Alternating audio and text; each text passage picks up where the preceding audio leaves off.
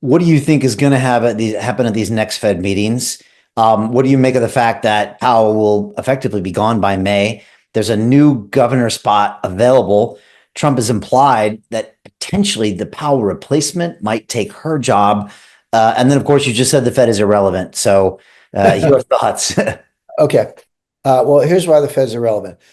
The Fed is the Federal Open Market Committee. It's a committee of the Board of Governors and a rotating group of Federal Reserve regional bank presidents.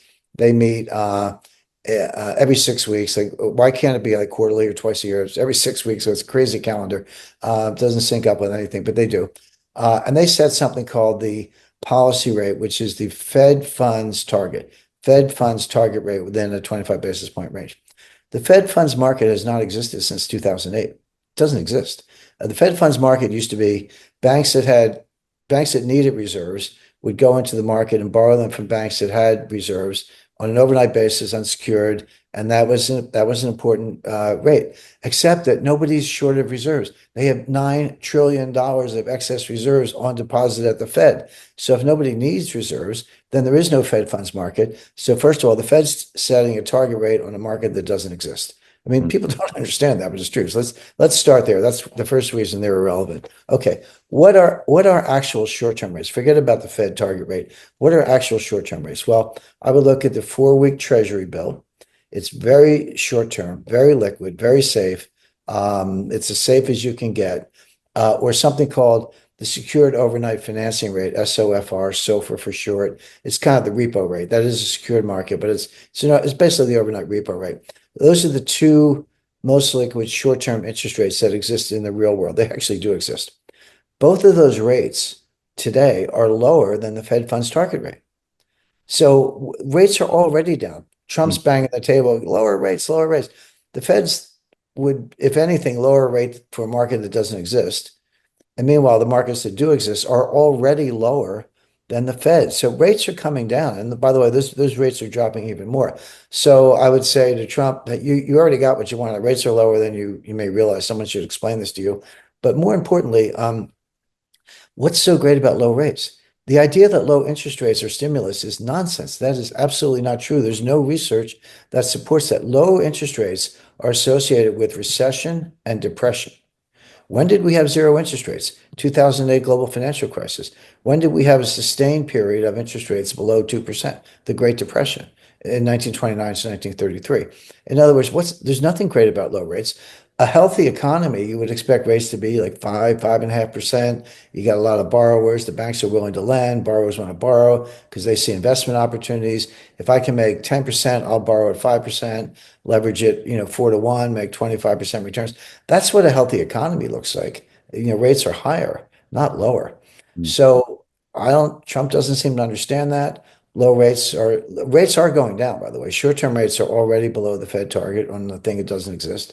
And longer-term rates are starting to go down. They've been the yield to maturity on the 10-year Treasury note it's been in a range. It hasn't, by the way, the bond vigilantes don't exist. I was around when they were created.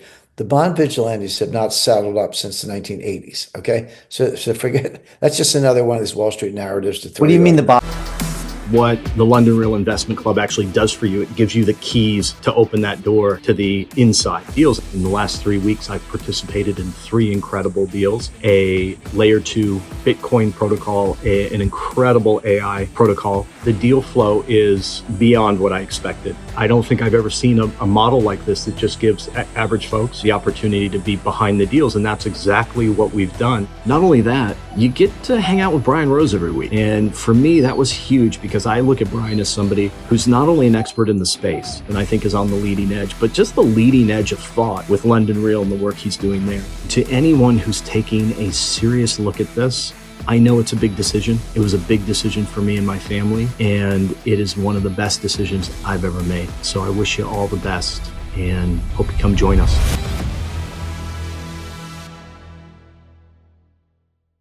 Bond vigilantes. The bond vigilantes, they did exist in the 1980s. These were people when they saw federal finance budget deficits too high, too much borrowing, et cetera, not enough liquidity, they would short the market and make interest rates go up. And they became known as the bond vigilantes. And they had a huge influence on Bill Clinton in 1993. And Bob Rubin said, warned, who was Treasury Secretary, warned, he was a National Economic Advisor and then later became Treasury Secretary. But he warned Bill Clinton about this. And Bill Clinton was like, hey, I just became president of the United States and you're telling me I got to listen to the bond market? And Rubin said, yeah, you do. So that was the heyday of the bond vigilantes. And that was all real. Everything I just described happened. But it was, 22 years ago? No, 32 years ago. So the point is, there are no more bond vigilantes. Interest rates are coming down. The yield to maturity on the 10-year Treasury note has been trading in a narrow range between 4.25 and 4.5. Up one day, down the next, but it's been in that range. Any technician can tell you when you're in a range, that's a signal that it's going to break out. Now, the question is, does it break out up or down? I'm talking about rates. It's going to break down. It's going to break down a lot, meaning you could see 2.75, or 3% or less. In other words, on the 10-year note, which means huge capital gains on the 10-year Treasury note. But that's so if you're holding 10-year Treasury notes, or if season to taste, if you like 5-year notes or 2-year notes, that's fine. You're in for significant capital gains as rates go down. Bond math, rates down, prices up, and vice versa. So you're set up for that. But it's this idea that the 10-year note rate's going to 5-6%. That would be the bond vigilantes. No, it's nonsense. There's a shortage. I mean, people are desperate to get that to get Treasury notes. So it's going to go down. But here's the key thing, Brian. It's going to go down for really bad reasons because the economy is slowing down. Right.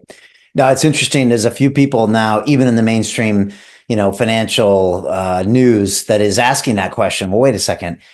Why do we equate lower rates with the economy getting better? And then when they've been looking back, it doesn't always, or maybe never has, equated in that. So I'm really glad you brought that up. Well, meanwhile, we see the stock market continue to make new highs. I saw a chart today that Mark Andreessen posted from Andreessen Horowitz, and he had the S&P 490 versus the S&P 10.